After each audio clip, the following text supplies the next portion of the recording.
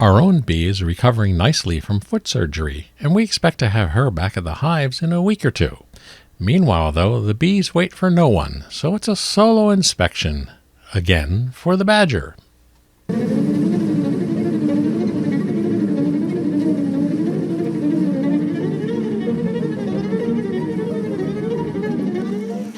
hive got off the hook last time. Each hive has a whiteboard that slides under the screen at the bottom. It's a quick way of seeing the health of the hive by looking at what debris they might be leaving behind. With our own bee off her feet, start by seeing if we're doing anything upstairs. This is the upper super, which we added for the heck of it. Second frame in, third frame in, nectar.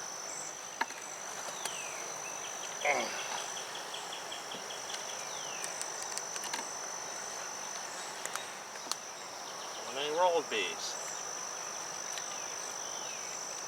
Oh, we have capped honey and nectar on frame 1. Same thing on second frame. Lots of resources, some blank cells, some bee bread. Bee bread, cleared cells, drinking bees.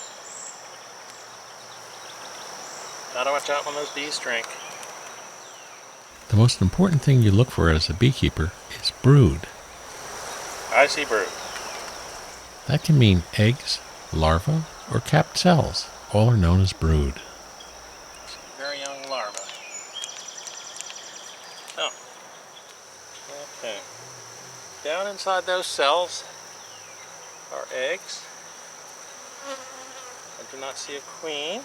If you have a nice pattern of eggs and young larvae and capped brood, then you know you have a good working queen, and there's no point in digging any further.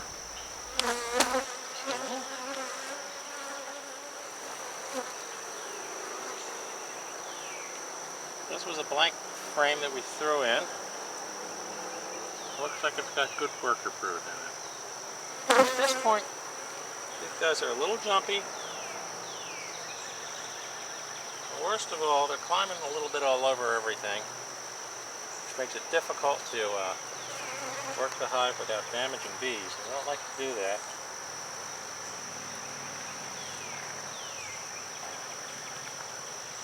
So I'm going to push these comb together and close them up.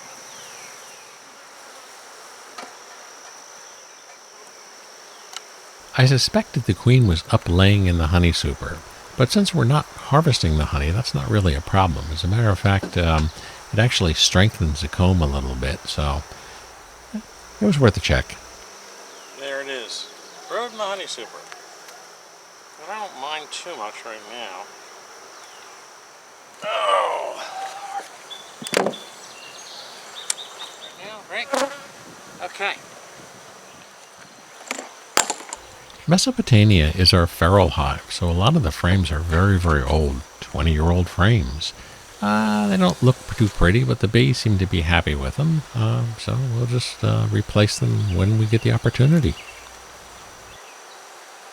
Side frame has bee bread, nectar stores.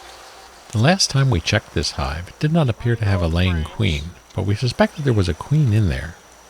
I see eggs. Larvae. But deep in these dark, horrible, old 20-year-old cells, it's eggs and larvae. That's really all I need to see in this hive.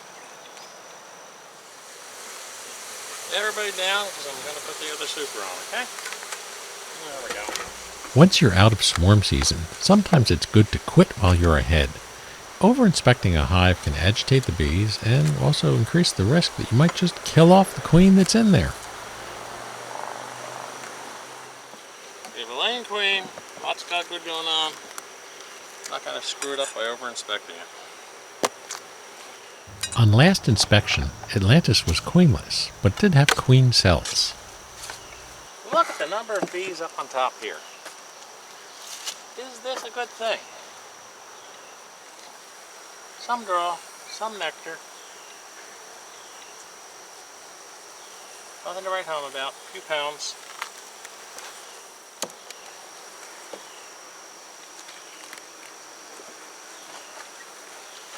One that I found appeared to be queenless. Might have had a virgin queen.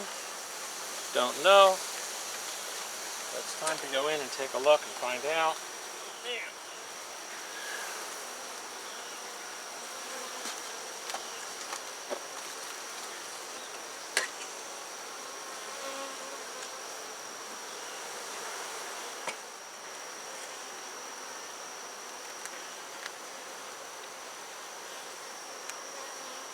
Feels too heavy.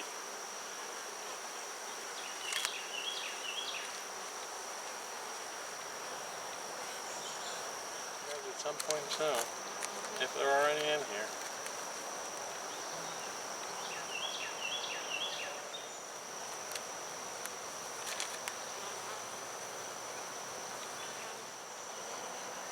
Still have capped queen shells. 3 of them. I don't think this has gotten to the point. I think they're still in the process of raising a new queen. Let's try to put this guy in here carefully. I don't want to mess anything up. So when we looked at this hive last, the cells must have just been capped. They look like good, substantially sized queen cells. So this seems to have been a planned event of some sort. Happy bees. As Meatloaf once sung, 2 out of 3 ain't bad. So we had 2 hives with laying queens, and the 3rd one was on its way to being queenright. She just had to hatch and go get mated, and we'd be in good shape. Good enough. I'm happy. And that's a wrap for today.